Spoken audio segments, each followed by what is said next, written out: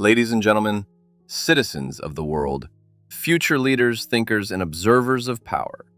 Today we speak about a word that is spoken with pride, shouted in protests, written into constitutions, and used to justify wars.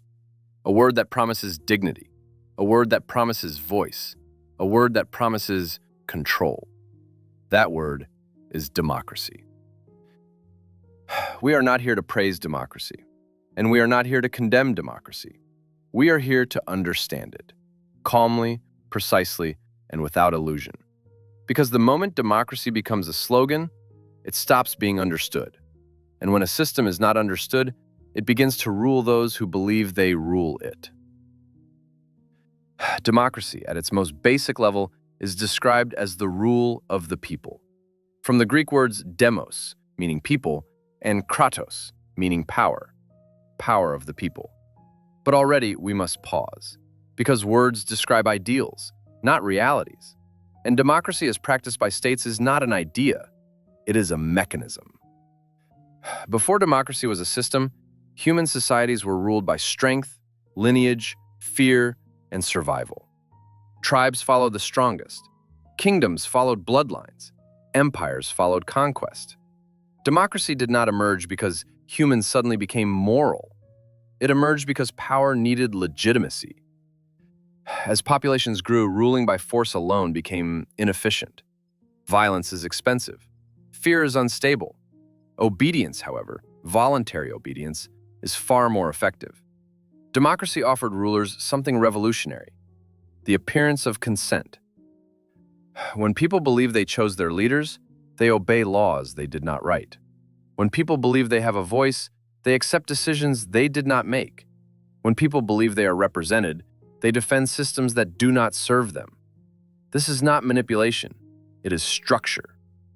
The philosopher Jean-Jacques Rousseau wrote, "Man is born free, and everywhere he is in chains." Democracy did not remove the chains. It redesigned them to feel lighter. In democratic systems, power does not disappear. It moves. Instead of residing in a king, it flows through institutions, parliaments, courts, bureaucracies, media, economic systems. The citizen participates, but rarely governs. Voting is often described as power, but voting is not power. Voting is selection. The menu is prepared long before the choice is offered. This is why in many democracies, elections change faces, but not direction. Policies survive leaders. Institutions outlive governments. The system remains. The sociologist Max Weber explained this clearly. Politics is the striving to share power or to influence the distribution of power. Democracy does not eliminate the struggle, it organizes it. Democracy is built on a trade. Citizens trade direct control for stability.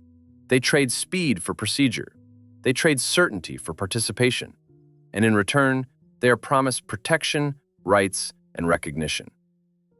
But democracy is fragile because it depends not on force, but on belief. Belief that institutions are neutral. Belief that laws apply equally. Belief that voices matter. When belief collapses, democracy does not fall gently. It fractures. This is why democracies fear apathy more than anger. An angry citizen still believes. An apathetic citizen has withdrawn consent. The ancient Greeks understood this danger.